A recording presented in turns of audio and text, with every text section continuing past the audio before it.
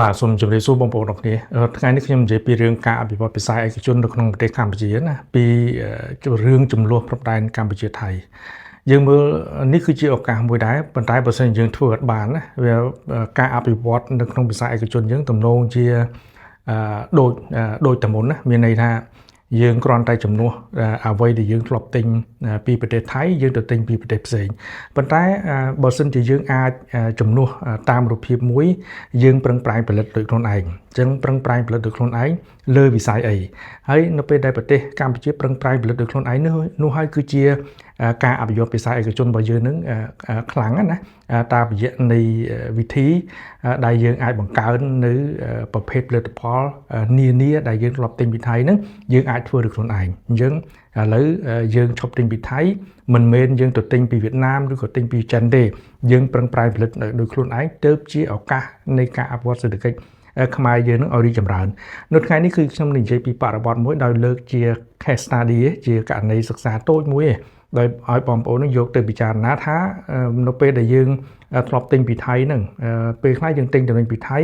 មិនមែនជាផលិតផលសម្រាប់ទាំងអស់ទេពេលខ្លះយើងទិញពីថៃជាប្រភេទផលិតផលមួយដែលជាវត្ថុធាតុដើមសម្រាប់ផលិតផលផ្សេងទៀតដោយពេលខ្លះយើងទិញភេសជ្ជៈឬក៏គ្រឿងផ្សំភេសជ្ជៈផ្សេងហ្នឹងដែលមានតម្លៃរាប់រយលានដុល្លារហ្នឹងទៅធ្វើប្រភេទផលិតផលសម្រាប់ផ្សេងនៅក្នុងប្រទេសកម្ពុជាអញ្ចឹងយើងសួរថាតើនៅពេលដែលយើងឈប់ទិញពីគេយើងធ្វើខ្លួនឯងបានឬអត់ឬក៏យើងគ្រាន់តែជំនួសតំណែងដែលយើងទៅទិញពីវៀតណាមឬក៏ប្រទេសពីចិនឥឡូវនេះគឺខ្ញុំនិយាយពីបរិបទនឹងឲ្យបងប្អូននឹងបានយល់ដោយផ្ដើមចេញពីរឿងស្មារតីជាតិខ្ញុំមិននិយាយពីរឿងជាតិនិយមទេស្មារតីជាតិនឹងមានន័យថាប្រជាពលរដ្ឋខ្មែរយើងនឹងគឺងាកមកគ្រប់គ្រងប្រភេទផលិតផលជាតិរបស់ប្រទេសកម្ពុជាឥឡូវនេះគឺមានថ្នាក់ដឹកនាំនៅក្នុងប្រទេសកម្ពុជានេះគឺបានក្រៅរំលឹកគឺណែនាំឬក៏សំណូមពរឲ្យបងប្អូននឹងឈប់ប្រើផលិតផលថៃទាំងស្រុងឬក៏ឈប់ប្រើលុយលុយបាតរបស់ថៃនៅក្នុងដែនដីប្រទេសកម្ពុជានឹងយើងមើលនៅក្នុងរឿងចំនួនព្រំដែននៅក្នុងប្រទេសកម្ពុជានិងថៃហ្នឹងគឺបង្កជាឱកាសប៉ុន្តែក៏ជាការរំខានដល់ការអភិវឌ្ឍសេដ្ឋកិច្ចខ្មែរយើងដែរបើសិនជាការរំខាននោះយើងអាចបញ្ជានៅការរំខានបានដោយផ្ដើមចេញពីផលិតកម្មក្នុងស្រុកគឺយើងអាចធ្វើឲ្យសេដ្ឋកិច្ចខ្មែរយើងរីកចម្រើនយើងមើលការរំខានហ្នឹងគឺតាក់ទងទៅនឹងរឿងអ្វីដែលយើងធ្លាប់ទិញពីថៃខ្ញុំលើកឧទាហរណ៍តាក់ទងទៅនឹងរឿងគម្រោងវិនិយោគនៅក្នុងប្រទេសកម្ពុជាហ្នឹងក៏មានការរំខានដែរដោយសារតែប្រភេទផលិតផលសំណង់ដូចយើងទិញដែកឬក៏យើងទិញអិតស៊ីម៉ងអីផ្សេងពីប្រទេសថៃដែរហើយនៅពេលដែលមានការបិទព្រំដែនគឺការទិញទំនិញសម្ភារៈសំណង់ផ្សេងពីប្រទេសថៃមានការរឹតបន្តឹងប៉ុន្តែយើងមើលនៅក្នុងកុងត្រាការវិនិយោគឬក៏ការធ្វើសំណង់អគារនៅក្នុងប្រទេសកម្ពុជាផ្សេងហ្នឹងគឺបានសរសេររៀបរាប់លម្អិតតាក់ទងទៅនឹងការប្រើប្រាស់ប្រភេទផលិតផលឬសម្ភារៈសំណង់ពីប្រទេសថៃអញ្ចឹងនេះគឺជាអ្វីដែលសរសេរក្នុងកុងត្រាហើយខ្ញុំគិតថាចំណុចនេះទំនងជាភាគីដែលពាក់ព័ន្ធនឹងគាត់អាចធ្វើបានដែរតាក់ទងទៅនឹងការជំនួសនៅក្នុងកុងត្រាយើងប្រើផលិតផលថៃឥឡូវនេះយើងមានការធ្វើពាក្យការយើងអាចប្រើប្រាស់ប្រភេទគ្រឿងសំណង់ពីចិនឬក៏ពីប្រទេសវៀតណាមប៉ុន្តែនៅពេលដែលយើងទន្ទឹមនឹងមានការចរចាគ្នានឹងវាធ្វើឲ្យគម្រោងវិនិយោគក្នុងប្រទេសកម្ពុជានោះវាយឺតដែរអញ្ចឹងនេះគឺជាការរំខានណាដែលយើងប្រឹងប្រែងជំនួសផលិតផលពីប្រទេសថៃហ្នឹងយើងមើលចំណុចមួយទៀតរឿងតាក់ទងទៅនឹងរឿងការទិញខ្សែភ្លើងការទិញខ្សែភ្លើងឬក៏ខ្សែអ៊ីសាឡុងដែលយើងទិញពីថៃហ្នឹងគឺខ្ទង់ប្រហែលជា125លានដុល្លារច្រើនកាលពីឆ្នាំ2023អញ្ចឹងការទិញហ្នឹងគឺយើងឈប់ទិញតើយើងទៅទិញពីវៀតណាមឬក៏យើងទៅទិញពីចិនបើសិនជាយើងទិញពីវៀតណាមឬក៏ទិញពីចិនមានន័យថាអ្វីដែលយើងទិញនោះគ្រាន់តែជាការជំនួសប៉ុន្តែបើសិនយើងផ្ដើមចេញពីការផលិតខ្សែភ្លើងដោយខ្លួនឯងបាទអញ្ចឹងខ្សែភ្លើងដោយខ្លួនឯងនេះគឺជាផលដែលយើងអាចចូលរួមចំណែកក្នុងការអភិវឌ្ឍសេដ្ឋកិច្ចយើងបានទាំងការងារផងបានទាំង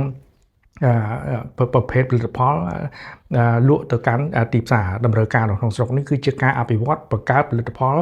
ថ្មីដោយខ្លួនឯងដោយជំនួសទំនិញនាំចូលនេះគឺជាឧទាហរណ៍យើងមើលចំណុចមួយទៀតដែលជារឿងមួយដែលបងប្អូនអាចមើលរំលងដែររឿងគេហៅថាភេសជ្ជៈទឹកភេសជ្ជៈមានន័យទឹកហ្នឹងគឺយើងទិញពី ប្រទេសថៃយើងគេគ្រឿងផ្សំភេសជ្ជៈណាដែលយើងយកមកលាយធ្វើជាដូចជាទឹកក្រូចឆ្មាទឹកអាឡឹកទឹកអីផ្សេងៗហ្នឹងក្នុងមួយឆ្នាំគឺយើងកាលពីឆ្នាំ2023យើងទិញពីប្រទេសថៃហ្នឹង$335 លានសហរដ្ឋអាមេរិកឥឡូវយើងបិទព្រំដែនអញ្ចឹងការទិញភេសជ្ជៈដែលយកមកលាយធ្វើភេសជ្ជៈអីផ្សេងៗហ្នឹងគឺយើងមានការរឹតបន្តឹងបងប្អូនអាចទៅហាងដូចជាតែគុជតែយើងដឹងហើយយើងកំងភេសជ្ជៈអីផ្សេងក្រៅពីកាហ្វេហ្នឹងគឺនឹងទឹកភេសជ្ជៈទាំងអស់ហ្នឹងគឺយើងទិញពីថៃណាអញ្ចឹងយើងទិញពីថៃដល់ពេលដែលមានការបិទរដ្ឋបတ်គឺយើងត្រូវតែជំនួសយើងអាចជំនួសពីវៀតណាមជំនួសពីចិនអញ្ចឹងបើយើងជំនួសអត់បានទេប្រភេទអាជីវកម្មដែលតាក់ទងទៅនឹងរឿងការផ្គត់ផ្គង់ភេសជ្ជៈអីផ្សេង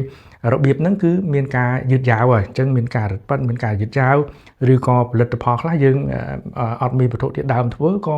យើងនឹងបិទទៅជាដើមនៅខ្ញុំលើកឧទាហរណ៍នេះគឺជាការរំខានណាបាទអញ្ចឹងជាការរំខានមួយដែលធ្វើឲ្យសកម្មភាព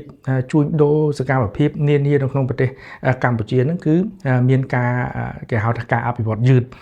យើងមើលនៅក្នុងបញ្ហាមួយទៀតគឺរឿងការដូរទីតាំងរោងចក្រការដូរទីតាំងរោងចក្រនៅតាមព្រំដែនយើងដឹងហើយយើងមានអ្នកវិនិយោគខ្លះគាត់រកស៊ីនៅម្ដុំប៉ោយប៉ែតឬក៏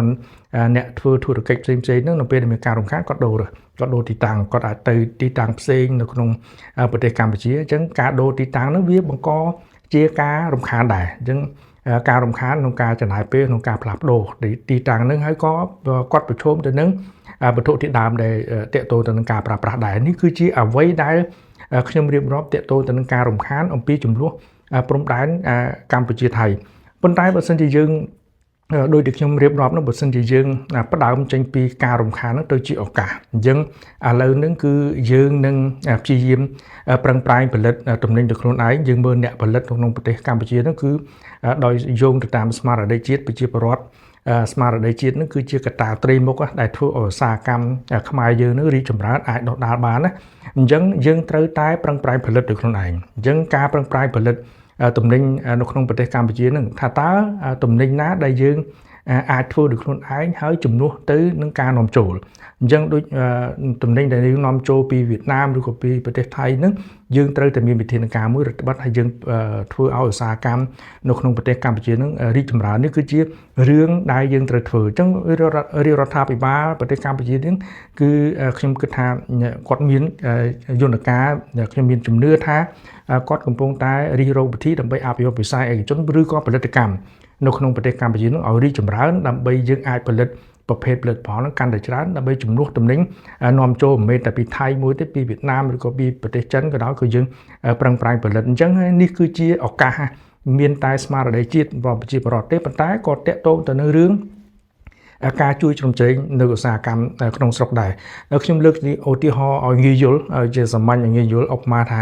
យើងចាប់ផ្ដើមផលិតខ្សែភ្លើងដូចខ្សែអ៊ីសាឡង់ដែលយើងធ្លាប់ទិញពីថៃ$125 លានឥឡូវយើងបង្កើតរោងចក្រនៅក្នុងប្រទេសកម្ពុជាដោយខ្លួនឯងយើងប្រឹងប្រែងផលិតទៅយើងមានកម្លាំងពលកម្មតាមក្រសួងការងារហ្នឹងគឺមានកម្លាំងពលកម្មយើងមានលំហូរនៃពលករចំណាក់ស្រុកដែលធ្វើការនៅក្នុងប្រទេសថៃមកកម្ពុជាវិញហ្នឹងគឺជាឱកាសជាធនធានមួយដែលយើងអាចប្រើដើម្បីផលិតអាចបង្កើតជារោងចក្រផលិតខ្សែភ្លើងអញ្ចឹងយើងផលិតខ្សែភ្លើងយើងមិនបាច់ទិញពីថៃទេអញ្ចឹងយើងមិនបាច់ទិញពីវៀតណាមឬក៏ទិញពីចិនទេអញ្ចឹងអ្នកជំនួញមកថាអ្នក trade អ្នកជំនួញហ្នឹងគឺគាត់មានវិធានការនឹងនៅពេលដែលយើងនិយាយពីក្របខ័ណ្ឌសេដ្ឋកិច្ចនៃការធ្វើពាណិជ្ជកម្មនៅពេលដែលមានការវិនិយោគយើងលក់ផលិតផលគឺផលិតផលត្រូវតែមានភាពគួរប្រជែងទន្ទឹមនឹងប្រទេសកម្ពុជាប្រជាពលរដ្ឋនឹងទៅងាកមកប្រើប្រាស់ផលិតផលក្នុងស្រុកប៉ុន្តែក៏យើងត្រូវមានវិធានការមួយទប់តំណែងដែលយើងនាំចូលដែរអញ្ចឹងខ្សែភ្លើងពីវៀតណាមហ្នឹងគឺយើងត្រូវដាក់ពន្ធបណ្ណាខ្សែភ្លើងពីប្រទេសចិនហ្នឹងយើងត្រូវដាក់ពន្ធបណ្ណាដើម្បីរក្សាភាពគួរប្រជែងនៃឧស្សាហកម្មក្នុងស្រុកដែលយើងប្រឹងប្រែងផលិតណាអញ្ចឹងនេះគឺជាជំរើសអញ្ចឹងបើសិនជាយើងចាប់ផ្ដើមធ្វើអ្វីដែលជាផលិតកម្មក្នុងស្រុកដោយជំនួសទំនិញនាំចូលពីប្រទេសថៃហើយប្រទេសពីវៀតណាមពីចិនហ្នឹងក៏យើងអត់ទិញដែរយើងប្រឹងប្រែងផលិតដោយខ្លួនឯងអញ្ចឹងទន្ទឹមនៅក្នុងរយៈពេលខ្លីដែលយើងប្រឹងប្រែងផលិតយើងប្រកាសជាយើងត្រូវការបរិមាណខ្លះដើម្បីប្រគ្រប់ទៅនឹងតម្រូវការជាក់ស្ដែងអញ្ចឹងយើងត្រូវការខ្សែភ្លើងបណ្ណាដែលពីប្រទេសវៀតណាមឬក៏ពីប្រទេសថៃប៉ុន្តែដល់ពេលដែលយើងអាចគ្រប់គ្រងបានពេញលេញអញ្ចឹងយើងត្រូវមានវិធានការពន្ធដាក់ពន្ធឲ្យខ្ពស់បន្តិចទៅពីតំណែងខ្សែភ្លើងពីវៀតណាមឬក៏ខ្សែភ្លើងពីប្រទេសចិនហ្នឹងដើម្បីធ្វើឲ្យឧ ឧស្សាហកម្មខ្សែភ្លើងក្នុងប្រទេសកម្ពុជានឹងគឺមានតម្រូវការអាចមានរក្សាភាពគួរជាងបានអញ្ចឹងប្រភេទផលិតផលផ្សេងៗនេះយើងធ្វើដូចគ្នាដែរតាមរយៈយន្តការការជួយជ្រោមជ្រែងរបស់រដ្ឋាភិបាលអញ្ចឹងរដ្ឋាភិបាលគាត់អាចធ្វើបានតាមរយៈធានាការពន្ធអញ្ចឹងលើកទឹកចិត្តផ្នែកពន្ធទៅនឹងឧស្សាហកម្មក្នុងស្រុកផងហើយនឹងដាក់ពន្ធជាសម្ពាធនៃរក្សាភាពគួរប្រជែង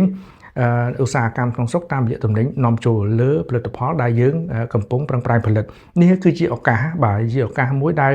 យើងនឹងអាចប្រឹងប្រែងធ្វើឲ្យឧស្សាហកម្មវិស័យឯកជនខ្មែរយើងរីកចម្រើនបានណាអញ្ចឹងបើសិនជាយើងគ្រាន់តែជំនួសឧបមាថាឥឡូវនេះយើងឈប់ទិញទំនិញពីថៃដោយគ្រាន់តែជំនួសពីតំណែងពីវៀតណាមឬក៏តំណែងពីចិនហ្នឹងវាមានន័យថាដូចតែមុនណាអញ្ចឹងវាអត់មានអីប្រសើរឡើងប៉ុន្តែបើសិនជាយើងអាចស្វែងរកឱកាសតាមរយៈនៃការបង្កើតនៃខ្សែសង្វាក់ផលិតកម្មនៅក្នុងស្រុកតាមរយៈការជួយជ្រោមជ្រែងរបស់រដ្ឋាភិបាលដោយខ្ញុំបញ្ជាក់ខាងដើមបាញ់មិញហ្នឹងគឺជាយន្តការមួយដែលជួយធ្វើឲ្យវិស័យឯកជននោះរីកចម្រើនកាលណាវិស័យឯកជនរីកចម្រើននោះហើយគឺជាក្បាលម៉ាស៊ីនជាឆ្អឹងខ្នងចូលរួមចំណែកក្នុងការអភិវឌ្ឍសេដ្ឋកិច្ចខ្មែរនឹងរីកចម្រើនណាបាទនេះគឺជាព័ត៌មានបឋមនេះដែលខ្ញុំចង់ចែករំលែកជាចំណេះដឹងមូលដ្ឋានឲ្យបងប្អូននេះយកទៅគិតយកទៅពិចារណាទាំងអស់គ្នាអំពីការអភិវឌ្ឍវិស័យឯកជននៅក្នុងប្រទេសកម្ពុជានោះបាទ